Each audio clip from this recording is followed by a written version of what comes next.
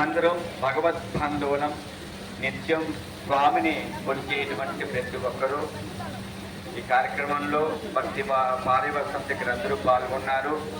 మన భారవి గారు ఈరోజు పౌర్ణమి సందర్భంలో ఈ ఏర్పాటు చేశారు. వారికి ఒక్కసారి మీ కరతాళ ధ్వనులన్నీ వినిపించండి. ఎందుకంటే తిరుమల నుంచి నన్ను పిలుచుకొని వచ్చి ఈ అన్నమాచార్యుడిగా ఆరాధన కైంకర్యం మా చేతుల మీదుగా జరిపించిన దానికి వారికి ఆ స్వామివారి కృపాకటాక్షాలు ఎప్పుడు ఎల్లవేళలా ఇక్కడ విచ్చేసిన గడపలో ప్రతి ఒక్క భక్తులకి స్వామి అనుగ్రహ ప్రసాదాలు ఉంటుందనేది. ఓం నమో వెంకటేశాయ. సద్గురు అన్నమాచార్య పరంపరాయ నమః.